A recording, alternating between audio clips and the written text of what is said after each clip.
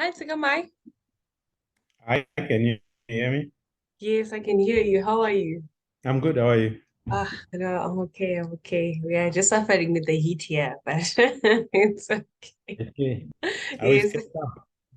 yes, still in Cape Town, still in Cape Town. But the weather is definitely, I don't know if it's the weather that's changing or climate change. I'm not sure, but something about the heat is Oh, not right.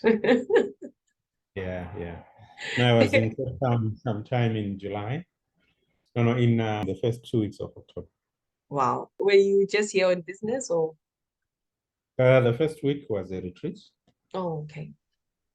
and the second week was a holiday. Oh, that's nice. It's funny when people come to Cape Town for holiday and us in Cape Town, we're trying to run away from Cape Town. Want to go away? We're trying to run away from it. Yeah, and when we come to Cape Town for holiday, we don't look for people who usually give us work. I guess. We want Yeah, to keep it strictly holiday. So. no, definitely. But yeah, no, thank you so much for making the time for this feature interview. So on the website, we're trying to make it more personalized and customized to the people in the network because we realize that a lot of the other research networks and that they're very rigid and all about the research. But we're trying to bridge the gap between the actual research and the actual practice of transitional justice. So we thought, if we have some feature interviews that actually show what goes on before the paper is written, before everything is filtered into 5,000 or 6,000 words. So, Okay. and then also show sort of the motivation behind the work. So that's basically what we're trying to currently work on. So yeah, I've got three basic questions I'm going to ask you, and obviously I'll just take it from you as well, the follow-up questions that I have for you, and then move from That's there. Okay, so I guess let's start from a warm up, which is, tell us about yourself. Yeah, thank you. Thank you very much for taking time. So yeah, my name is Dzikamai Bere. I work for an organization called the Zimbabwe Human Rights Association. Zimbabwe Human Rights Association is Zimbabwe's first post-independence indigenous human rights advocacy group, which brings together about 250,000 ordinary people to form a movement for human rights. So I started here at ZimRights in 2020, and I've been working with ZimRights now, developing a new strategy, which we call the Shifting Power to the People strategy, as a way of responding to the challenges facing civic space across the globe. So Zimbabwe has got its own set of challenges. Before I joined ZimRights, I was the programs coordinator at the NGO Forum and coordinator at the National Transitional Justice Working Group. And prior to that, back in 2008, I was a magistrate in Bulawayo working for the Judicial Service Commission, what is now the Judicial Service Commission. All right, that's awesome. And I suppose, from um the the career trajectory that you've given us, what do you find fundamentally some of the deepest challenges with transitional justice in general, but also human rights and all of that, as you've been working all the way up until you're at human rights? From my experience, I think some of the challenges are the question of how do we organize limited to the elite communities, and the greatest challenge for us is how do we unpack so that ordinary people can not only participate but lead the conversations. So it is an attempt to answer that question that led me to join civil society and start working on transitional justice in 2009. Wow. And how would you say it's going? Like, how are people responding, especially the civil society, with the challenging Mm. platform that you've described? Well, here in Zimbabwe, where I work, the response has been really good. But you see, this is work that is ongoing. So I started doing transitional justice in 2009 when I joined the Zimbabwe Human Rights NGO Forum. And at that time, Zimbabwe had just formed a coalition government.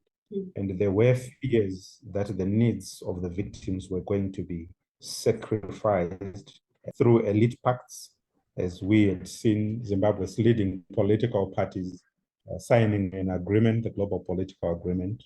and deciding almost everyone's fate. So when I joined in 2009, our work was basically under a project that was called Taking Transitional Justice to the People program. The idea was we were working on the backdrop where the politicians had agreed to shut civil society out. Politicians from both the ruling party and the opposition felt that the demands of justice that were being brought by civil society actors are going to spoil the deal, you know.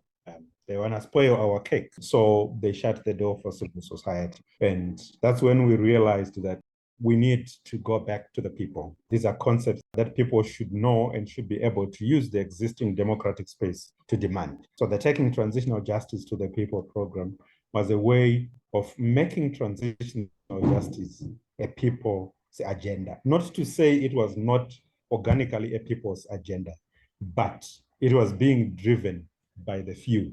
It became necessary that the people themselves who were the victims of mass atrocities are able to step forward and demand a space on the table. So I can say it has been going on very well, because from 2009, that movement that we created is what then led to the National Transitional Justice Working Group, which was founded in 2014. And from there, it is the movement which was able to ensure, even before the creation of the National Transitional Justice Working Group, it was able to ensure that transitional justice is constitutionalized, so that there is a provision, and there was a provision ultimately in the Constitution of Zimbabwe for dealing with the past, which was the establishment of the National Peace and Reconciliation Commission. And from there, it then went on to organize civil society under the umbrella of the National Transitional Justice Working Group. And since then, a lot of work has been happening. So I think it has been, more could be done, but I think so far we have made good progress. Oh, okay. I appreciate that you're talking about how you guys really went out of your way to bring transitional justice to the people and sort of create processes where the civil society could be involved. Can you tell me more about some of the projects or the initiatives that you took to put transitional justice in layman's terms? You know, there's like a problem of it being this high level thing, but what are some of the initiatives you took to make it a people's thing? Yes, so that process is part of what we broadly call civic engagement. So we engage members of the public on various civic themes, mainly human rights, and transitional justice is an aspect of human rights. Now, effective civic engagement is done through what we call the pyramid of engagement. And the pyramid of engagement has got 5 levels. So if you are designing a civic engagement program, you then need to make sure that you attend to all of the 5 levels on the pyramid of engagement, beginning with, at the very best, what we call awareness. People wouldn't be able to act and engage on an issue that they are not aware of. So we began right at the very basics. How do we make people aware of the key transitional justice issues in our country? So we did a number of things.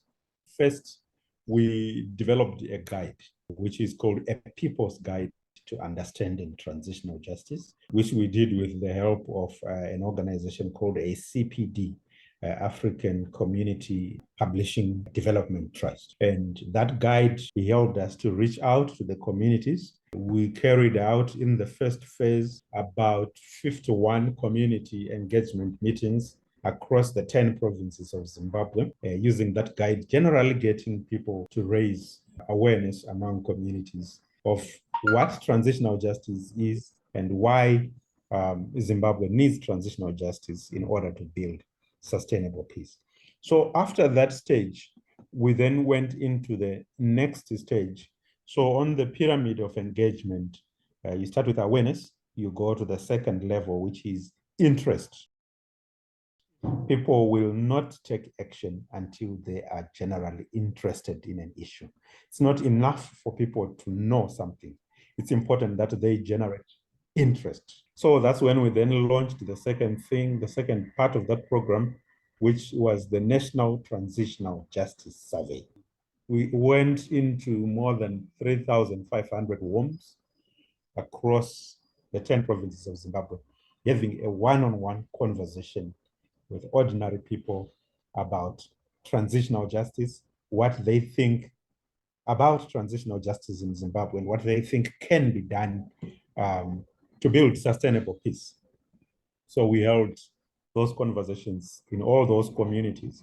The result of those conversations is a document, a report that is known as the Outreach Report on Taking Transitional Justice to the People survey.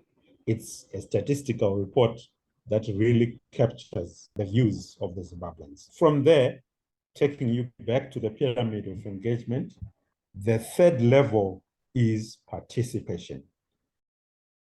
Now, change does not happen because people are aware of an issue. Change does not even happen because people are interested in issue. Change begins to happen when people start participating on issues that they care about. So that became the third level of our engagement.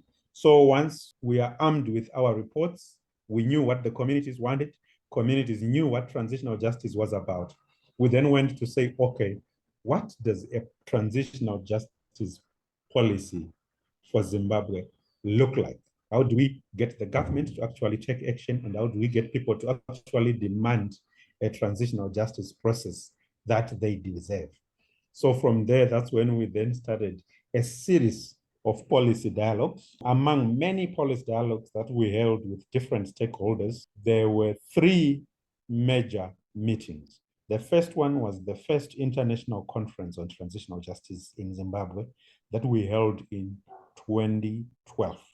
That conversation brought in global actors. I remember there were more than 5 countries represented on that conference, local stakeholders, including the then organ on national healing, reconciliation, and integration, representatives from the president's office, representatives from the security sector, representatives from across the board to digest on what kind of transitional justice policy do we want.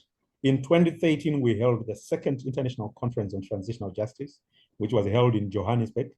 This was now looking at the imminent establishment of the National Peace and Reconciliation Commission in Zimbabwe and how civil society was going to play its watchdog role to ensure that the National Peace and Reconciliation Commission in Zimbabwe is a success, remains a people-centered process, and is not hijacked by the elite. It was the 2013 Johannesburg Symposium which then established the National Transitional Justice Working Group as an all-inclusive civil society heavyweight watchdog to ensure that transitional justice processes in Zimbabwe continue to prioritize the needs of the victims. So that was the second meeting. The third meeting, which was held in 2015, was an all-stakeholders conference on transitional justice principles and processes. This was now held after the working group had been established, after the National Peace and Reconciliation Commission had been established, mainly to agree on the foundational principles for transitional justice. That was the third meeting, and a lot of processes happened. In 2018, we held the fourth meeting, which was the Transitional Justice Policy Symposium. Now we had been brainstorming about how we want transitional justice implemented. From 2018, we then said, we need to now put these proposals before the government, before the National Peace and Reconciliation Commission, so that we can begin to see transitional justice in practice. So if I take you back to that pyramid of engagement that I spoke about, so we began at the level of awareness, moved to generating interest, and at the third level, we started building participation, getting people to actually participate in those processes. The other levels that then follow are around, building commitment, building leadership. These are processes that are still ongoing. One thing about what you just said, what it's like put into focus for me is like, when we're looking at the pyramids as an image, like, oh, it's in step 1, step 2, and step 3. But the way you've described it, it really shows like it's a full-on process. That's not just one step to the other step, it's, much fundamentally longer than pictures make it out to look like. So then, it brings us to the question of like, what motivates you? I mean, the conferences, they have like 2 or 3 year gaps in between. And I'm sure there's so many other processes in between those meetings. That must take a lot. Yeah. Well, what most motivates me, life is a journey. Life is a journey. I started my career since graduation as a magistrate. So I basically started my career working on justice as a magistrate. And it was my period as a magistrate which brought me face to face with the grave injustices of our country. I was a magistrate in Bulawayo in Matabele land, which is an area that was badly affected by Gukurawundi, the massacres that were committed between 1982 and 1987. And there is still quite a deep legacy. It's a wounded community. And my experience in that community, just, as a magistrate, hearing cases, passing judgments, I felt like a stranger. I felt I was divorced from the real action that can bring justice in our community. In 2008, we faced a lot of challenges in terms of how the government was treating the judiciary and trying to manipulate. There's so much corruption. It was bad. That was the time when we started making proposals for the establishment of an independent judicial service commission, because during that time, we were working under the Ministry of Justice. And a concoction of problems led to some of us who were magistrates to decide to take industrial action. So we went on strike for a protracted period. If I'm not mistaken, it could have gone into about 5 months or so. But because of corruption, the government came in again and bribed some of our leaders, who then started saying, let's go back to work, even when the issues we were demanding had not been addressed. So that was the time when I then decided I'm going to resign, I'm going to leave this sector and move closer to where the action is. With God's grace, I had managed to build good networks with some of the human rights defenders who welcomed me into the civil society space. And right in 2009, after the global political agreement had been signed, that's when I joined the forum and started working on matters of justice. So to give the short answer to your question, first, life is a journey, as I've just outlined, the journey that I've walked. But now that I'm right deep into it, it's really mainly the experiences of the communities that I've spent much of my time. I spent much of my time as an activist right in the communities, listening to the stories of the people. And these really motivate me and have really, given me the energy to continue fighting for transitional justice. That's it really is a journey. It really is a journey indeed.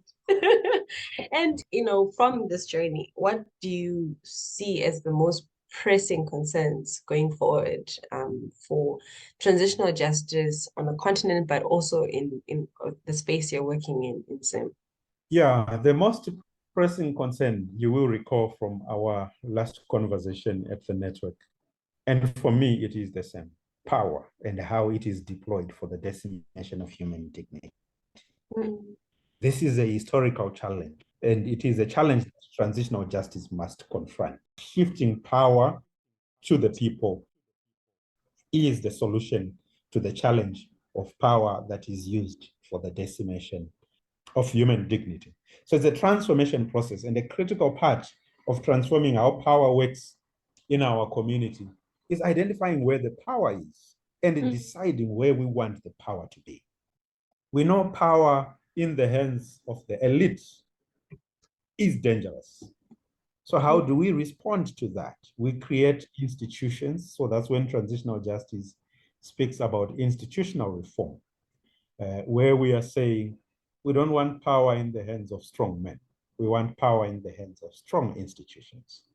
But then we go further in terms of movement building, because institutions can only work according to the culture in the communities. So if we're able to build a critical mass of citizens who are aware of their rights and who can step forward and demand justice using the power of the masses, then we are creating a check even on the power of the institutions that we entrust. And part of that process is how citizens can now interact with institutions so that power can be deployed for the common good.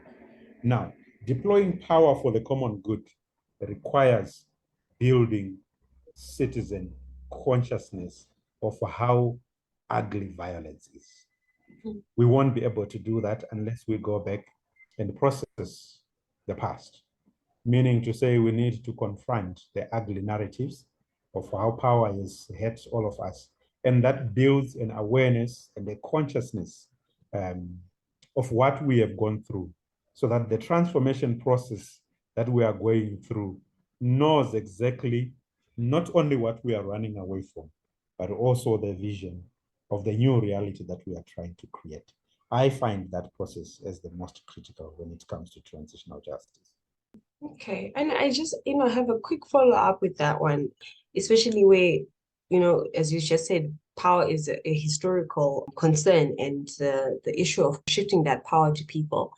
And I think one of the challenges you may perhaps face is that those cultural understandings of authority and respecting authority, and how do you navigate that or overcome those, I don't want to say smaller, but those in-between things that make it more difficult to create that consciousness in people and to get people to participate and understand that it's for their good as well. Yeah, so it's a challenge for all of us and for many of us in terms of, how we overcome the cultural barriers to transformation. But I think the first step for us is to understand and appreciate the constructive power of power, the role of power. And I am inspired by the words of Martin Luther King, who said, "Power without love is reckless and abusive, and love without power is sentimental and anemic." He goes on to say, "Power at its best is love implementing the demands of justice. And justice at its best is power correcting everything that stands against love." Now, when we are looking at transforming cultures that are harmful, because basically that's what it is, when we are trying to rebalance power relations, when we are talking about engendering transitional justice, when we are looking at things like dealing with racial prejudice, things that economic inequalities, all those things reflect a societal power imbalance. And I think the way to look at it is to take that definition by Martin Luther King Jr. of power as a force for justice and correcting past injustices. I don't see any other more powerful way of approaching transitional justice except from that perspective that Martin Luther King Jr. has shared with us. I think that brings us to a wonderful close. So, thank you so much again for taking the time. Please do keep in touch as well with the work that you're up to, so we can constantly, push that as well. But thank you so much for taking the time to come. I really appreciate it. Thank you very much, Rutendo, for inviting me and for Not a conversation. And thanks. No, fantastic. Thank you so much.